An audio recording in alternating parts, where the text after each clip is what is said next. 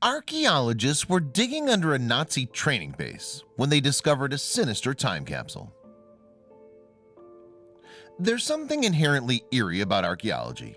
In uncovering traces of past societies, we're wrenching messages and unintentionally buried from lives long since past. However, when the messages are left intentionally and by a particularly disturbing kind of society, this eeriness is heightened by a disquieting degree. This is exactly what happened when a mysterious time capsule buried by the Nazi regime was unearthed in Poland in September 2016. In Zloczenik, a city in northwest Poland, the stones that archaeologists excitedly hacked away at underpin the barracks of an outpost of the Polish army. 82 years ago, however, this site was home to a much more sinister organization.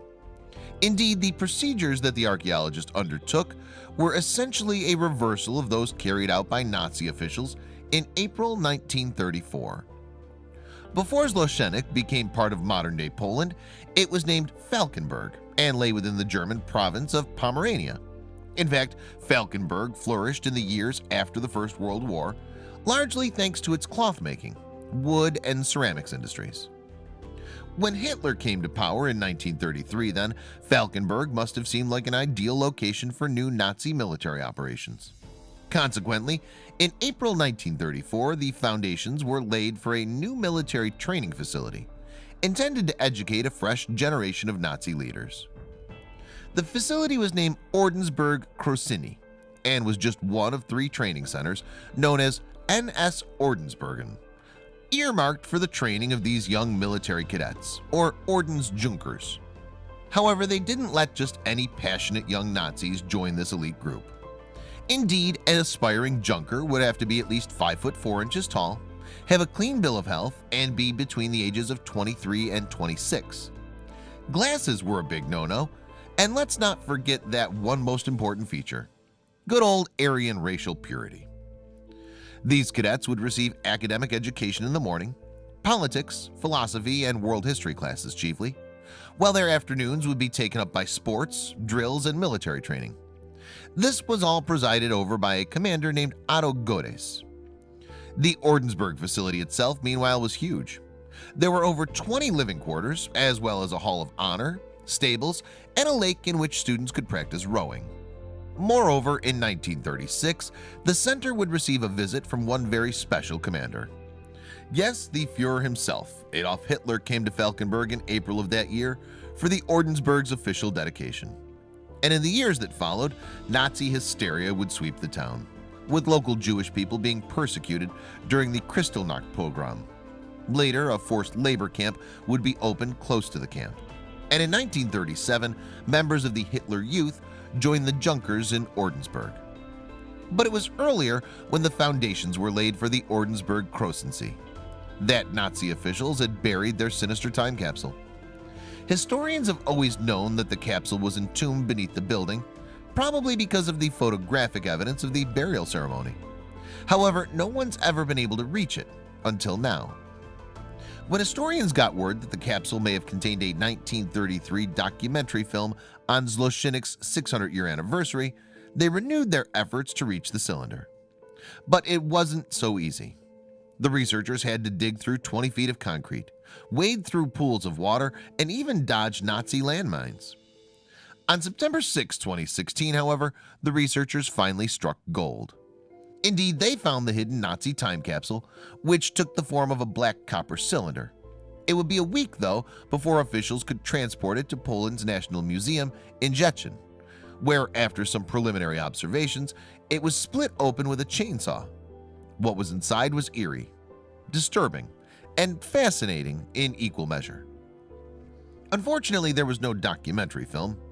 Still, among the capsule's contents were an envelope containing bronze Reichsmark coins, photographs of Falkenberg, and a program for the town's 600-year anniversary celebrations. But the most shocking find was the cache of Nazi propaganda, memorabilia, and official documents, all in a state of perfect preservation. The wax-sealed scroll from the Ordensburg dedication ceremony still trumpeted the words read out by Nazi officials 82 years ago. The eyes of Nazi leaders, too, stared out from photographs deposited in the capsule when it was buried.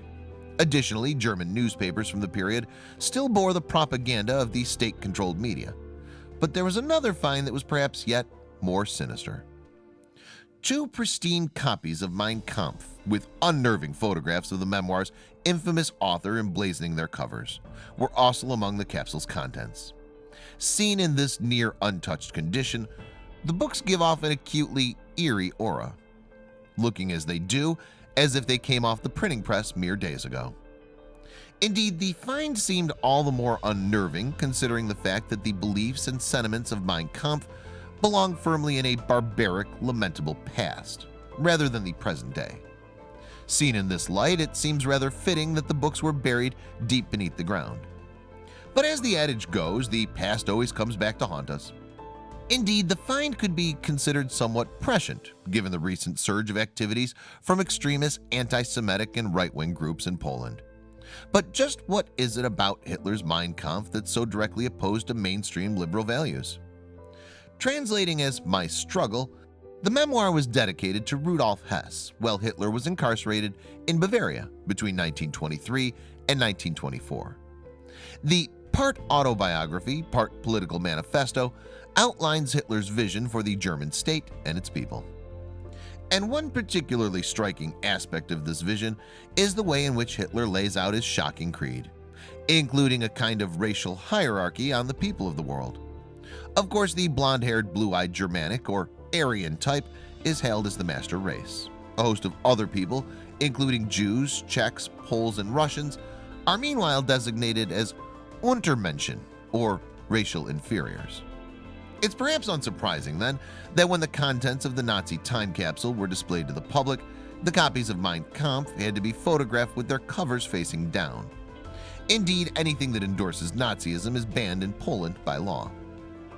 Now the contents of the cylinder are being held at the National Museum in Szczecin, where they'll be cataloged, translated, preserved, and prepared for their eventual display. And the find is a chilling reminder that the scars of a barbaric past are still liable to swell up from beneath our feet.